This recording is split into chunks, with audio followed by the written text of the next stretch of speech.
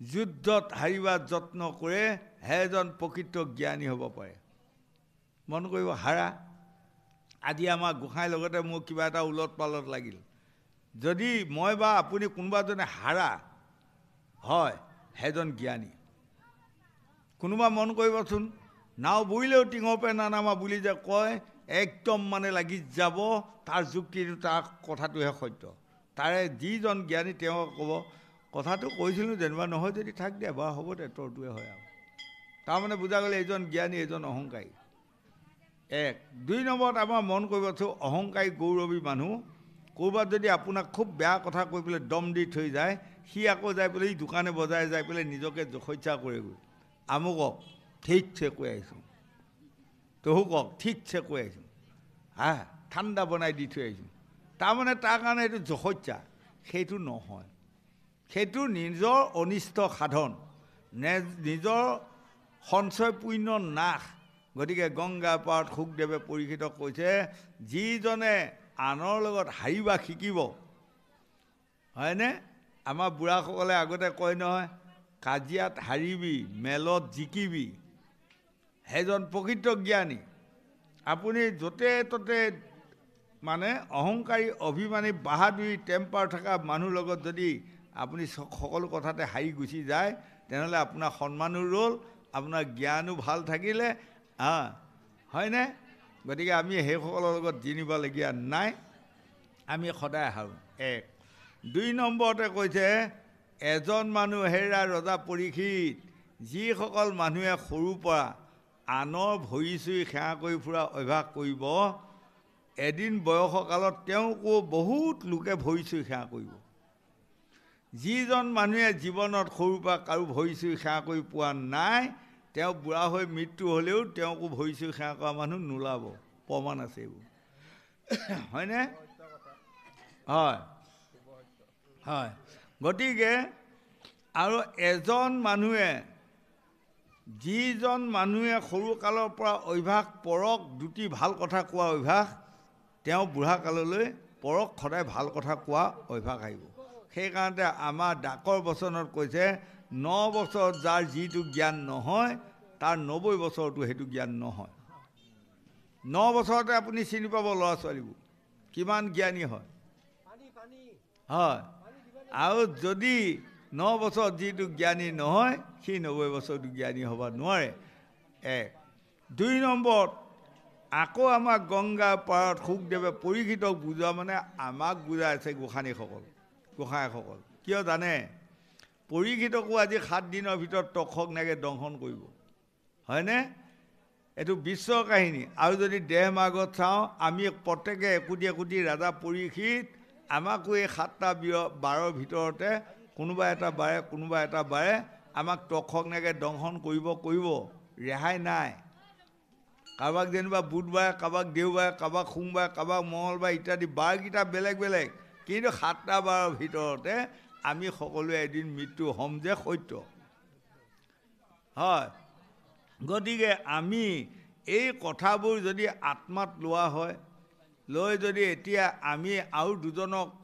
উঠি অহা যুৱক যুৱতী প্ৰজন্মসকলক যদি ইয়াৰ দুটি ভাল জ্ঞান দি যোৱা হয় তেনেহ'লে আপোনাৰ বা মোৰ বা তেখেতৰ তেওঁৰ দুটি জ্ঞানৰ দ্বাৰা কোনোবা ল'ৰা ছোৱালী যুৱক যুৱতীয়ে যদি পৃথিৱীত শান্তি পায় তেনেহ'লে আপুনিও দুআশী পুণ্য পাব নহয় বাৰু গতিকে আনক নিজে জানাখিনি আকৌ আনকো জনোৱাটো আমাৰ পৰম কৰ্তব্য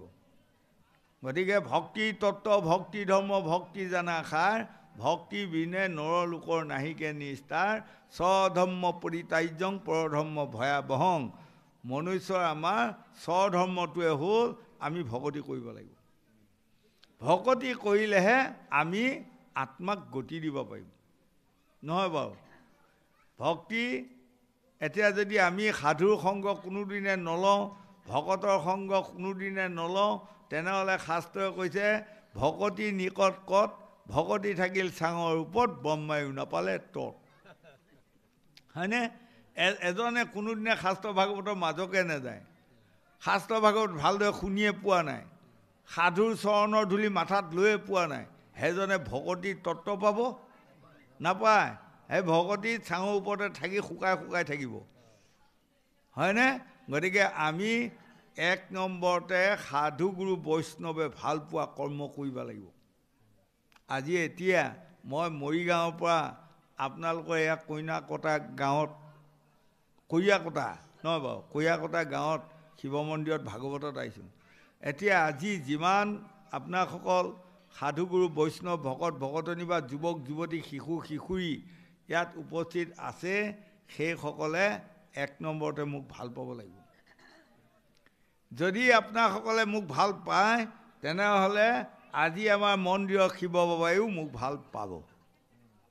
নহয় দেৱঋষি নাৰদে কৃষ্ণক সুধিছিলে আপুনি কাক ভাল পায় তেতিয়া প্ৰভু কৃষ্ণই দেৱঋষি নাৰদক কৈছে ভকতে ভাল পায় যাক মই ভাল পাওঁ তাক গতিকে আপোনালোক যদি ভকতে আজি মোক ভাল পায় তেনেহ'লে শিৱ বাবাক মই যাই পেলাই ক'ব নালাগে মোকো ভাল পাওক দেই বুলি কৈ থাকিব নালাগে এনেই ভাল পাব মোক প্ৰমাণ আছে নহয় আৰু যদি আপোনাসকল ভকত বৈষ্ণৱে মোক আজি বেয়া পায় তেনেহ'লে মই এইখিনি দীঘল খাই পৰি যদি শিৱৰ বাবাক কৈ থাকোঁ মোক ভাল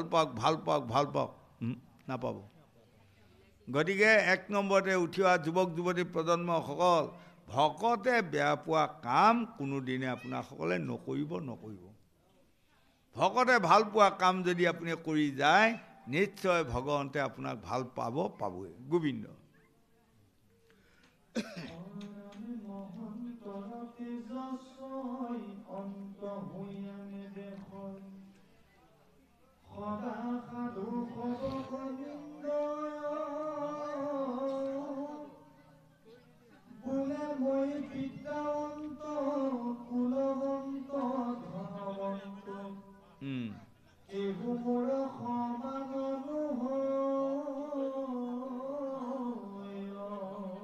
বঢ়িয়া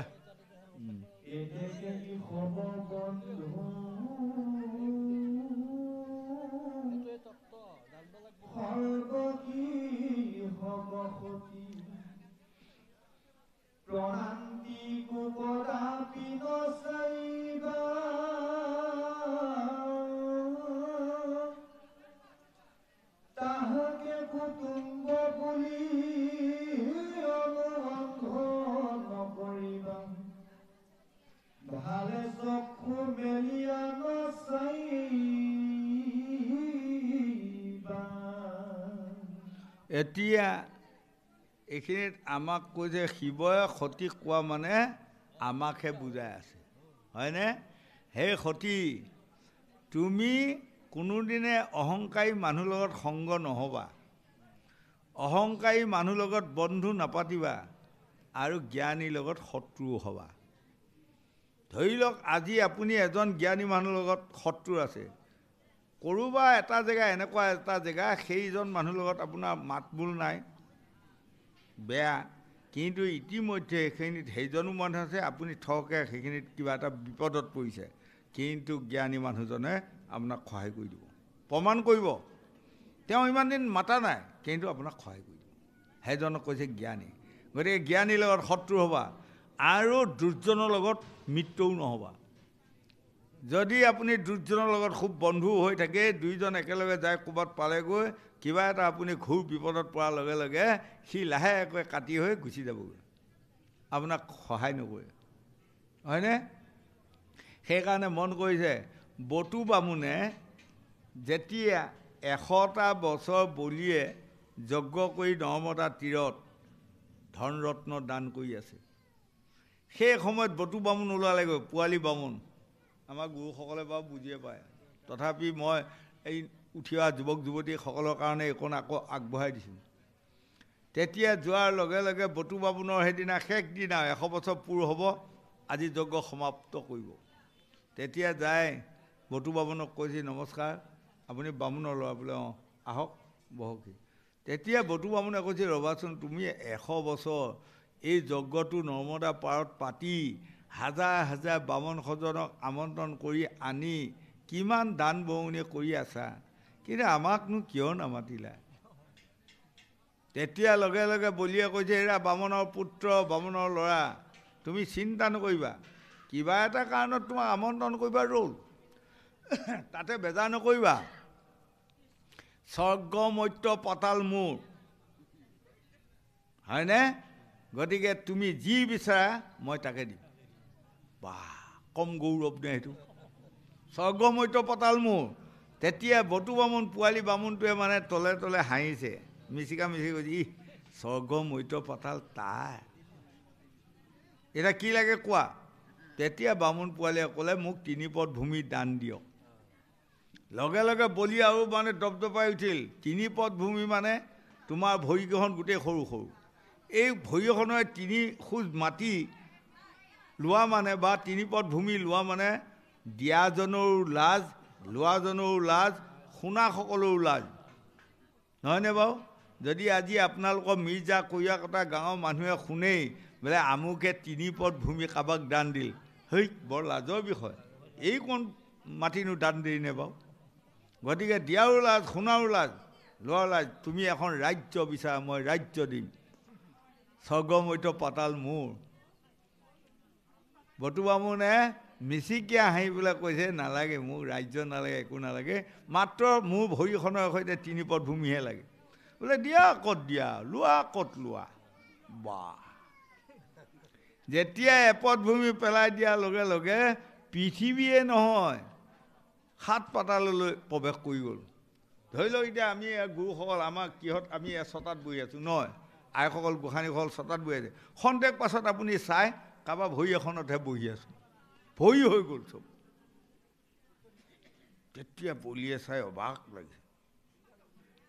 লাগি কোৱা বলি আৰু এভৰি ক'ত দিম কৈছে স্বৰ্গখনো মোৰ তাত দিয়া স্বৰ্গত এপদ দিয়াৰ লগে লগে 7 বৈকুণ্ঠ পাৰ হৈ গুচি গ'ল আৰু সেই বৃদ্ধ আঙুলিৰ নখ লাগি বাছ গংগাদেৱী নামি আহিব বাধ্য হ'ল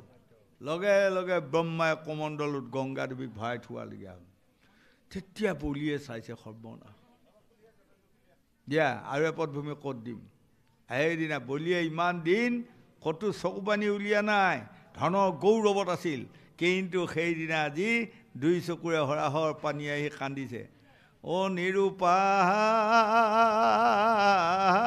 উপায় পৰম ধন দিয়া প্ৰভু নাৰায়ণ হে প্ৰভু মই নিৰুপায়ত পৰিলোঁ মই বাক্য দিলোঁ 3 পদ ভূমি দান দিম বুলি এতিয়া 2 পদ দিয়া হ'ল এপদ বাকী যদি এই পদভূমি মই দান নিদি বাক্যটো নষ্ট কৰি থৈ যাওঁ জন্মে জন্মে মই নৰকত থাকিব লাগিব মোৰ গতিটো কি হ'ব গতিকে মোৰ বাক্যটো কেনেকৈ ৰাখিম প্ৰভু আপুনি মোক উপায় দিয়ক আৰু এয়া মই চলনা মই জানি গ'লোঁ আপোনাৰে আজি মোৰ পৰা যে আপুনি চব কাঢ়ি ল'ব এইটো চলনা কৰিলে গতিকে চব দিম কিন্তু আৰু এপদ ভূমি ক'ৰ পৰা দিম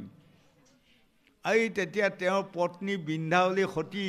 আহি কৈছে স্বামী ইমান কান্দি আছে আপুনি আৰু এপদ ভূমি দিয়াৰ জেগা পোৱা নাই কৈছে নাই নাই কৈছে এই তোমাৰ নিজৰ মূৰটোকে পাতি দিয়া তেতিয়া বলিয়ে তৎক্ষণাত ক'লে বটু বামুণক দিয়া আৰু এপদ ভূমি মোৰ মাথাটোতে দিয়া হয়নে আৰু মাথাটোত দিয়াৰ লগে লগে তেওঁ ভৰি দি তেতিয়া বিষ্ণুৱে চিন্তা কৰিছে বাহ ইয়াকতো জন্মে জন্মে মই কৃতাৰ্থ কৰিলোঁ যাৰ মাথাত মোৰ ভৰি পৰি গ'ল নহয়নে বাৰু গতিকে সেই বলি তোমাক মই স্বৰ্গত 100 মূৰ্খ অজ্ঞানী দিওঁ ৰজা হৈ থাকা আৰু সুতলপুৰত মই 3জন জ্ঞানী দিম তাত বসতি কৰা এতিয়া কোনটো লোৱা তুমি যোনটো বিচাৰা সেইটোকে মই দিম তেতিয়া বলিয়ে কৈছে ধন ধান পুত্ৰ ভাৰ্যা এইবোৰ গৌৰৱ এইসোপা যে চব মিছা এইসোপা যে চব পানী মই আজি বুজিলোঁ নিমিক অকণমান আগত মোৰ ধন ধান স্বৰ্গ মৰ্ত্য পাতালৰ ঐশ্বৰ্য মই ৰজা আৰু এতিয়া মোৰ এটা বেজীও নাই গতিকে এইবোৰ সকলো মিছা স্বৰ্গত মই 100 অজ্ঞানী মূৰ্খৰ লগত বসবাস কৰাতকৈ সুতলপুৰত 3জন জ্ঞানীৰ লগত বসবাস কৰি শান্তিত থাকিম মোক তাতে জেগা দিয়ক হয়নে এই সুতলপুৰত বলিক জেগা দিলে তদুপ আমাক আজি শিৱই পাৰ্বতীক সতীক বুজোৱা মানে আমাক বুজাই আছে দুৰ্জনৰ সংগ সতী তুমি তোমাৰ পিতৃ বুলি পেলাই বেয়া নাপাবা মই কৈছোঁ তোমাৰ পিতৃ হ'লেও তোমাৰ পিতৃ দুৰ্জন ধন ধানত মতলীয়া, গৌৰৱত মতলীয়া হৈ আছে। গতিকে তুমি এই দুজনৰ সংগত যোৱাতকৈ তুমি কোনোবা দুজন ভিক্ষাৰী মানুহ ওচৰত যায় তেওঁলোকৰ লগত আলাপ আলোচনা কৰি দিনটো কটাই দিয়া, শান্তি পাবা। হয়নে? আমাক এতিয়া পৃথিৱীখনত কি লাগে কওক, উঠি অহা যুৱক যুৱতী প্ৰজন্মসকল? এটাই বস্তু আমাক লাগে, শান্তি। হয়নে গোসাঁইসকল, গোসাঁনীসকল? যদি আমাক শান্তি লাগে, আমি শান্তিহে বিচাৰিব লাগে। আৰু অহংকাৰী গৌৰৱী মানুহৰ লগত আমি সংগ কৰি যদি আমি তাত যাই অপমানিত হওঁ, দুখ পাওঁ, আঘাত পাওঁ, তেনেহ'লে সেই জেগাত যোৱাতকৈ কোনোবা দুখীয়া ভিক্ষাৰীৰ লগত আৰামছে ভিক্ষা কৰা ভাতকেইটা খাই থাকি আনন্দত থাকিব। হয়নে? তাৰ প্ৰমাণ ৰাজা যুধিষ্ঠিৰে যেতিয়া কুৰুক্ষেত্ৰ মহাৰণৰ শেষ হোৱাৰ লগে লগে তেতিয়া তেওঁ উত্তৰৰ দিশে অকণমান আগবাঢ়িছিলে। বাহাৰ লগে লগে দেখি হাজাৰ হাজাৰ বোৱাৰীসকলে কান্দি মানে বাগৰি আছে, ৰাজা যুধিষ্ঠিৰ হোৱা, ৰজা হোৱা, তুমি ঘিউ ভাত খোৱা, আমাক অকালতে বিধৱা কৰি তুমি ৰজা হোৱা। ঘূৰি আহি পূব পেনে গ'ল একেটাই, পশ্চিমত গ'ল একেটাই, দক্ষিণত গ'ল একেটাই। সকলো এই অকালতে গাভৰুসোপা যে বিয়া কৰোৱা, চমুতে বিয়া কৰোৱা গাভৰুসোপা যে বিধৱা হ'ল, সেইসকলেও ৰাজা যুধিষ্ঠিৰক মানে অভিশাপ দি আছে, তুমি এতিয়া ৰাজ্য লাভ কৰিলা, তুমি ৰজা হোৱা, আমাৰ নৰকত পৰি থাকিব লাগিব, আমাক অকালতে বিধৱা কৰিলা, আমাৰ স্বামী নাই। সেই তেতিয়াহে ৰাজা যুধিষ্ঠিৰে আহি কৈছে, ভীম তোমাকে ৰজা পাতিলোঁ আৰু তোমালোক চাৰিয়ে পৰ্যাক চলাবা, মই আজিপে বনবাসী, মই ভিক্ষাৰী হৈ ভিক্ষা মাজি ভাত খাই মই তাতে শান্তি পাম, ইয়াত আৰু ৰজা হৈও মোৰ শান্তি নাই। হয়নে? কোনোবাই পুত্ৰ শোকত বেঙনি লাগি কান্দি আছে, কোনোবাই স্বামীৰ শোকত কান্দি আছে। গতিকে এইবোৰ শোক তাপ শুনি শুনি মই ভাত আৰু ইয়াত নাখাম। এই তদুক আজি শিৱই পাৰ্বতীক বুজোৱা মানে আমাক বুজাইছে, আমাৰো সকলোৱে মন কৰিব, শান্তিত বসবাস কৰক, লাই শাকৰে ভাত খাওক, তাতো মজা আছে। হয়নে? এতিয়া মন কৰিব, অসমত আপোনালোকৰ আশীৰ্বাদে আমি অধম ঘূৰি আছোঁ, সদায় আছোঁ ঘূৰি। এনে এটা জেগা পাইছোঁ, লাই শাকৰ ভাজিৰে সৈতে ভাত খাই গিৰিয়েকে ঘৈণীয়েকে কি আনন্দত, কি আৰামত, শান্তিৰে বসবাস কৰি আছে দুয়ো। আৰু এনে কিছুমান জেগা পাই ফুৰিছোঁ, ৰৌ মাছৰে সৈতে ভাত খাই লৈ শুবা সময়ত কিবা এটা কথা উলট পালট লাগি গিৰিয়েকেও মাৰিলে ঘৈণীয়েকক, ঘৈণীয়েকেও কান্দি কুটি ইপিনে অ'ত এটা ত'ত এটা হৈ কান্দি কাটি ৰাতিপুৱালৈকে থাকিল। দেখিছেনে? 2 তলা 3 তলা বিল্ডিঙৰ ওপৰত থাকি ৰৌ মাছৰে ভাত খাই, ৰাতি ঘৈণীয়েক থাকে সৌৱাত শুই কান্দি গিৰিয়েক থাকে ইপিনে থাকে। কিন্তু লাই শাক ভাজিৰে ভাত খাই দুখীয়া গৰীব পত্নীয়ে মানে স্বামীক কি কয় জানে? মই মহাশান্তি পাইছোঁ, জন্মে জন্মে মোক নেৰিবা দেই। হয়, আকৌ স্বামীটোৱে কয় কি, তুমি যে এই লাই শাক বেঙেনা ভাজিৰে সৈতে ভাতকেইটা খুৱাই মোক ইমান শান্তিত ৰাখিছা, এৰা জন্মে জন্মে তুমি মোক নেৰিবা দেই। বা কম শান্তিত আছে। গতিকে আপোনাৰ যদি গাড়ী মটৰ এসোপা আছে সঁচা, যদি অশান্তিত ভাত খাই আছে, সেইসোপা গাড়ী মটৰৰ মূল্যহীন।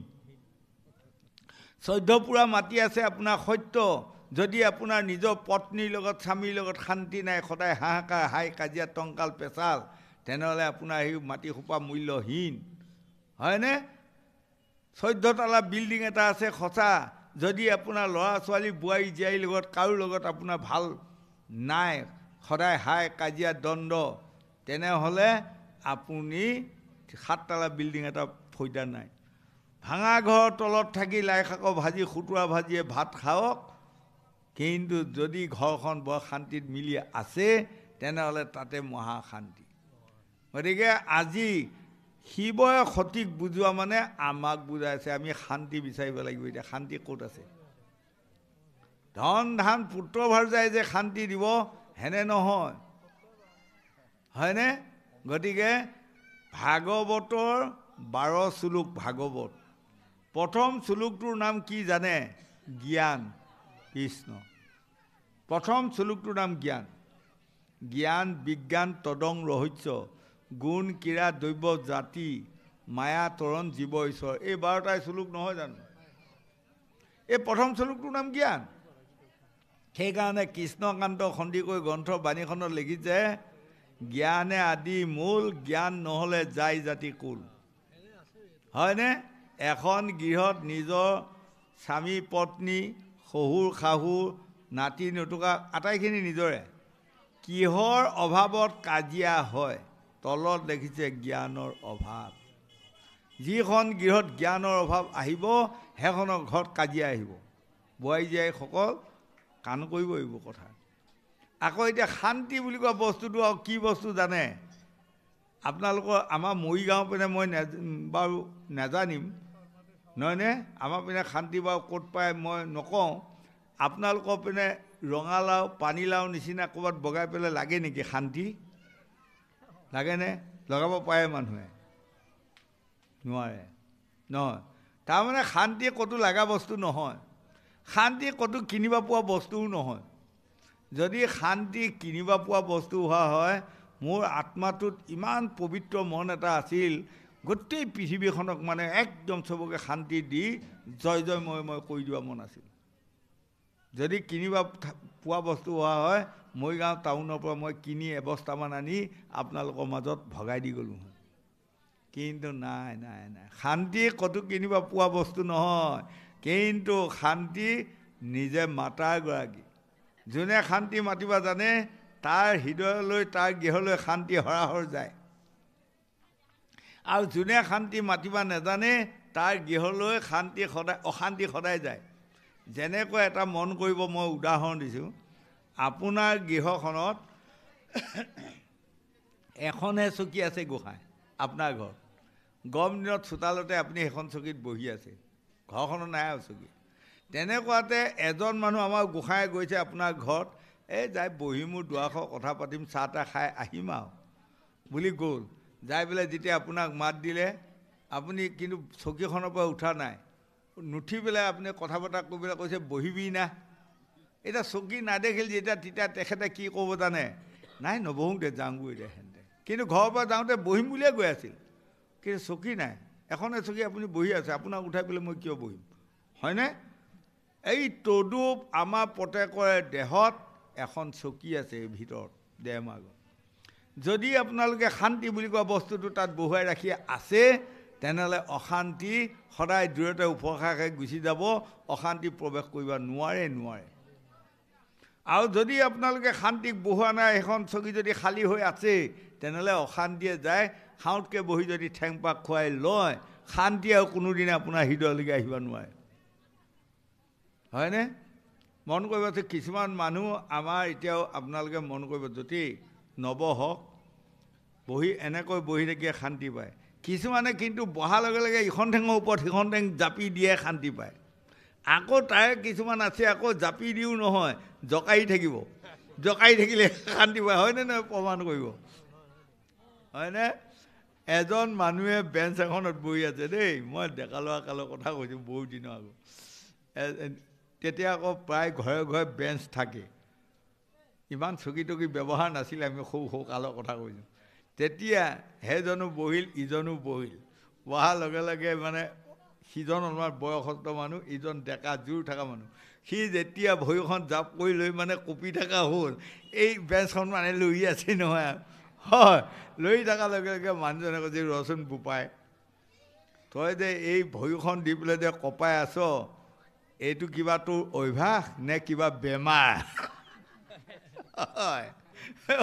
কিবা অভ্যাস নে বেমাৰ বুলি কোৱাৰ লগে লগে যেনিবা সি ভৰিখন নমাই দি আমি দেখা কথা বুজিছে নাই কৈছে আৰু দাদাই আৰু ক্ষমা কৰিবি মোৰ এইটো বেয়া অভ্যাসে আৰু দে কৈছে তই অকলে বহিলি থাক কিন্তু এতিয়া তই মোৰ লগত বহি পেলাই এতিয়া মোক কঁপাই আছ নহয় সেইটোৱে অশান্তি পাইছোঁ হয়নে গতিকে এই অশান্তি বুলি কোৱা বস্তুটো আপোনালোকে ক'তো চাপিবা নিদিব হয়নে শান্তি মাতাগৰাকী আপোনালোকে যদি আপোনালোকে শান্তি এজন মানুহে আপোনাক ক'লে বেয়া মানুহ কিবা এটা কথাত যদি আপুনি শান্তি মাতিব বিচাৰে তেতিয়া আপুনি কি ক'ব লাগিব জানে হ'ব দা তই ভাল মানুহ যা তেতিয়া আপুনি শান্তি পালে আপুনি যদি দবদবাই উঠিলে ক'ত বেয়া বা পালি মোক দেখুৱাই দে বুলি যদি লাগি যায় আহিলে অশান্তি আহিলে আৰু হয়নে নহয় গতিকে শুকদেৱে পৰীক্ষিতক কৈছে যিজনে কলিত মূৰ চপৰাই ফুৰিব পাৰিব সেইজনে শান্তি পাব। আৰু আজি শিৱই সতী কৈছে যিজনে মূৰ চপৰাই ফুৰিব জানে সেইজন জ্ঞানী, সেইজনে শান্তিত বসবাস কৰিব। কিন্তু তোমাৰ পিতৃ দক্ষ ৰজা একদম অহংকাৰ অভিমান গৌৰৱত মতলীয়া হৈ আছে। গতিকে হেৰা সতী, তুমি যিমানবোৰ যুক্তি দি আছা, এটা যুক্তি দিছা হয়নে, বিদায় দিয়া আহোময় পিতাৰ যজ্ঞ চাই পিতাৰ ঘৰে জীয়ৰী যোৱা কোনো লাজ নাই। তুমি কম ডাঙৰ উদাহৰণ দিয়া নাই, এইটো ভাল উদাহৰণ দিছা। নিজৰ বাপেকৰ ঘৰক নিজে জীয়েকে গ'লে কিবা পাৰ্মিশ্যন লাগে নেকি? কিবা তামোল আনিব এটা সন্মান লাগে নেকি? সেইটো তুমি ঠিক যুক্তি কৰিছা, কিন্তু সেই বাপেকসকলৰ নিচিনা তোমাৰ বাপেক নহয়। আজি শিৱই কৈছে নহয়নে বাৰু? যিসকল জ্ঞানী বাপেক সেইসকলৰ ওচৰত যদি জীয়েকহঁত যায়, পদূলিৰ পৰা দেখাৰ লগে লগে আদৰি নিব, আয়ো আহিলি, ভাল নাতিকেইটা ভাল, হয়। কিন্তু সেয়া বাপেক তোমাৰ বাপেক এডাল নহয়। সঠিক কৈছে, তোমাৰ বাপেক এডাল বৰ বেলেগ, অহংকাৰী অভিমান ৰজা হৈ তেওঁ মানে তেওঁৰ ওপৰত আৰু যাতে কোনোৱেই নাই তেনেকুৱা এটা ভাৱমূৰ্তি লৈ আছে। গতিকে তুমি ইমান চুক্তি নেখেলিবা মোৰ লগত, তুমি শান্তিৰে মোৰ ওচৰত থাকা। আৰু তুমি মোৰ বাক্য অমান্য কৰি মোক এৰি থৈ যোৱা মানে আজি মই তোমাক হেৰুৱাব লাগিব। আজি শিৱৰ চকুত চকু পানী আহিছে, কাৰণ নিজৰ পত্নীক বুজাইবলৈ পৰা নাই। হয়, এতিয়াও আমাৰ ভিতৰতো মন কৰিবচোন, কিছুমান সজা বুধিয়া মানুহ বোৱাৰীহঁতে ঘূৰাই ফুৰে নহয়। যেতিয়া স্বামীয়ে অ'ত যোৱা বাধা কৰে, ত'ত যোৱা বাধা কৰে, কিন্তু ঘৈণীয়েকে নামানি গুচি যোৱাৰ পাছত স্বামীয়ে বুজাইবলৈ নোৱাৰি জ্ঞানীসকলে চকু পানী টুকে। গতিকে বোৱাৰী গোসাঁনীসকল, আপোনালোকে স্বামীৰ কোনোদিনে চকু পানী নুলিয়াব, শহুৰ শাহুৰক কোনোদিনে চকু পানী নুলিয়াব, তেনেহ'লে চিৰজীৱন আপোনালোকে হাঁহি থাকিব পাৰিব। হয়, আৰু যদি কেনেবাকৈ আপোনালোকে স্বামীৰ এটোপাল চকু পানী উলিয়াই আপুনি কৰ্মৰ দ্বাৰাই, তেনেহ'লে তেনেকুৱা 20 টোপাল চকু পানী এসময়ত আপুনি মুচিব লাগিব। মই অভিশাপ দিয়া নাই, কথাখিনি কৈ গৈ আছোঁ। আৰু যদি আপোনালোকে শহুৰ শাহুৰক কোনোবাই কন্দুৱায় এদিন, কিন্তু আপোনালোকে কান্দিব লাগিব বহুত বছৰ। এয়া জ্যোতিষশাস্ত্ৰত ভিগু আদি বাৰমুণিসকলে লিখিছে। আৰু দেখিছে বংশত আপোনালোকে কোনেও কণা লগাই নল'ব, হয়নে? আজি পৰীক্ষিত যে ব্ৰহ্মশাপৰ কি কাৰণত তেওঁ পৰম পিতামহ কণা লগাই দিলে, বংশটো এতিয়া কণা লাগি আহি আছে। হয়, এয়া পৰীক্ষিতো অভিমন্যু পুত্ৰ, অভিমন্যু অকালতে ঢুকাল, তেওঁৰ পুত্ৰ পৰীক্ষিতো অকালতে মৃত্যু হ'ব। এতিয়া তেওঁৰ পুত্ৰ জন্মেজয়ো অকালতে লৰালি কালতে মৃত্যু হ'ব, তেওঁৰ পুত্ৰে খতানিকেও অকালতে মৃত্যু হ'ব। হয়, এয়া লগাই দিয়ে। গতিকে মই আপোনাসকলৰ মাজত আজি নতুনকৈ আহিছোঁ। আমি অধমে যি ব্যাখ্যা কৰিছোঁ হয়তো আপোনালোকৰ মনৰ পুতক কিমান হয় মই নাজানিম, আৰু মোক কৈ যাওঁতে অনেক আগপিছ হ'ব পাৰে। কাৰণ শাস্ত্ৰই কি কৈছে, হস্তিৰো পিছলে পাওঁ সৰ্জনৰো বুঢ়ে নাও, আংক তুমি জানিবা সবাই। সেই লোকসকল, ডাঙৰ ডাঙৰ হাতীৰো কেতিয়াবা ভৰি পিছল খাই যায়, কেতিয়াবা মহা সজনসকলৰ নাও বুৰ খায়। গতিকে আমাৰো বাক্য বচন একেৰাহে বকি থাকোঁতে ক'ৰবাত এটা ইফাল সিফাল হ'ব পাৰে। গতিকে আপোনাসকলে ক্ষমা কৰিব, হয়নে? গতিকে আমাক এই কথাখিনিত দেখুৱালে আমি সত্যটো হৃদয়ত জীয়াই ৰাখিব লাগিব। কিয় জানে, যদি কেনিবাকৈ এটা পুতেকে ৭৭কো নহওক বাপেকক মাৰিলে, তেনেহ'লে তেওঁৰ বংশটো কণা লাগি গ'ল, তেওঁ পুতেকেও এদিন তেওঁক মাৰিব, তেওঁ পুতেকেও এদিন তেওঁক মাৰিব, গৈ আছে আৰু। তাৰমানে সেই বংশটো পতিত পৰা, তাৰমানে পাতকী হৈ গৈ থাকিব, উদ্ধাৰ কৰিব পৰা ক্ষমতা তপকৈ নাই, বহুত বছৰ যাব। 1 2 নম্বৰত, এগৰাকী বোৱাৰী মানুহে ৭৭কো নকৰক নহওক, মই কথাটো বুজাই আছোঁ, এগৰাকী বোৱাৰীয়ে শাহুৱেকক মাৰিলে, তেনেহ'লে বংশটো কণা লগাই ল'লে, তেওঁ বোৱাৰীয়েকেও এদিন তেওঁক মাৰিব, তাৰ বোৱাৰীয়েকে এদিন তেওঁক মাৰিব, গৈ আছে আৰু। তাৰমানে সেই বংশটো পুণ্য নাই আৰু, পাতকী আৰু, চব পাতকত গৈ আছে, হয়নে? গতিকে পাতকী হ'বা নিদিব আপোনাসকলে, আপোনালোকৰ বংশবোৰ পুণ্য সঞ্চয় কৰিবা শিকক। গতিকে 4টা বস্তু আপোনালোকে মানি লওক। উঠি অহা ল'ৰা ছোৱালী, যুৱক যুৱতী প্ৰজন্মসকল কি কি বস্তু জানে? কি নাম সেইকেইটা? এইটো এই 4টা বস্তুৰ তাবিজ এটা বনাই লৈ পেলাই যদি কঁকালত বান্ধি লয়, এই চিৰদিন শান্তি পাব। তাৰ নাম কি? ধৈৰ্য, সহ্য, ক্ষমা, দয়া, এই চাৰিটা বস্তু হয়নে গোসাঁইসকল? এই চাৰিটা বস্তু তাবিজ বনাই লওক হৃদয়ত, তেনেহ'লে ইহকালে পৰকালে আপোনাক কোনেও জয় কৰিব নোৱাৰে, পৰাজয় কৰিব নোৱাৰে। আপুনি সকলো যুদ্ধতে জয় হৈয়ে থাকিব, হয়নে? ধৈৰ্য, এজন মানুহৰ ধৈৰ্য আছে, এজন মানুহৰ সহ্য আছে, এজন মানুহৰ দয়া আছে, এজন মানুহৰ ক্ষমা আছে, তেনেহ'লে তেওঁক বিপদে কেতিয়াও নাপায়। আমাৰ ধৈৰ্য, সহ্য, ক্ষমা, দয়া নোহোৱাৰ কাৰণেতো মানুহবোৰ বহুত বিপদত পৰি যায়, নহয়নে? একোটা বিপদত পৰাৰ পাছত তেতিয়া নিজকে হাই হাই চি চি কৰি থাকিব। কিন্তু যেতিয়া ভুল, শুধৰণি নোহোৱা ভুল আৰু শুধৰণি হোৱা ভুল এজাত আছে। এটা ভুলৰ আছে, মই ভুল কৰিলোঁ, মোক গোসাঁই গোসাঁনীসকল ক্ষমা দিয়ক, ক্ষমা দিব পাৰিব। কিন্তু কিছুমান ভুল আছে ক্ষমা দিব নোৱাৰে, আৰু ক্ষমা নাই আৰু আছেনে বাৰু? মই এটা মানুহক ঘাঁ মাৰি দুটুকুৰা কৰিলোঁ, কৰি পেলাই মানুহটোক কৈছোঁ কি, এই গোসাঁই, এই মই ভুল বুজি পেলাই আপোনাক কাটি পেলালোঁ, মোক ক্ষমা দিব আৰু দেই, হ'বনে বাৰু? মানুহজন মৰিলে নহয়। গতিকে এইকণ কথা গান্ধাৰীয়ে কৃষ্ণক কৈছিল। কৃষ্ণই যেতিয়া কয় মহাসতী মোক ক্ষমা কৰিব, কিহৰ ক্ষমা? তই মোৰ বংশটো, মোৰ 100টা পুত্ৰ নাশ কৰিলে, এতিয়া আকৌ ক্ষমা কিহৰ? হয়নে? তই ভগৱান যে মই আজি বুজিলোঁ প্ৰাণ কৃষ্ণ, কিন্তু তোমাৰ সম বিচাৰ নাই, গান্ধাৰীয়ে কৈছে। কাৰণ তুমি যাক ভাল পোৱা তাক ৰক্ষণাবেক্ষণা দিয়া, আৰু যাক বেয়া পোৱা সমূলঞ্চে নাশ কৰা, এয়াইতো তোমাৰ বিচাৰ। তেতিয়া কৃষ্ণই কৈছে যদা যদা হি ধৰ্মেচ্য গ্লানি ভৱতি ভাৰত অভূত স্থানয় ধৰ্মেচ্য তদাত্মানং সিজ্জামুহম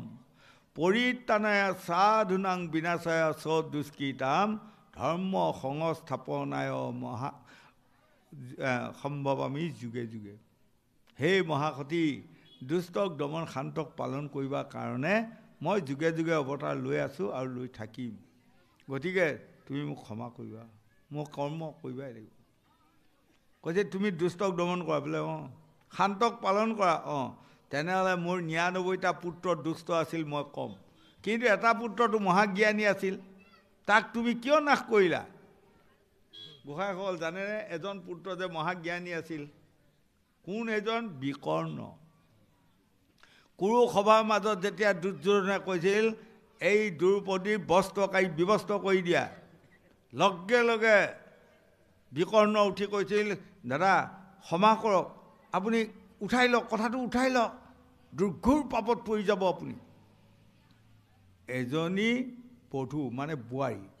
এজনী বোৱাৰীক যদি সমাজত আপুনি উলংঘন কৰি দেই, ইহকালে পৰকালে গোটেই বংশটো নৰকত যাব লাগিব, ইহকালে পৰকালে গোটেই বংশটোৱে কান্দি ফুৰিব লাগিব, ইহকালে পৰকালে গোটেই বংশটোৰ শান্তি বুলি কোৱা বস্তুটো নাইকিয়া হ'ব। গতিকে উঠাই লওক। সেইজনৰ নামে বিকৰ্ণ জ্ঞানী। গতিকে আজি মানে গান্ধাৰীয়ে কৈছে তুমি সেই পুত্ৰটোক কিয় নাশ কৰিলা? তেতিয়া কৈছে হে দেৱী মোক ক্ষমা কৰিব। এখন বননি জুই লগাই দি চাফা কৰিব লাগে। জুই লগাই দি চাফা কৰিব যাওঁতে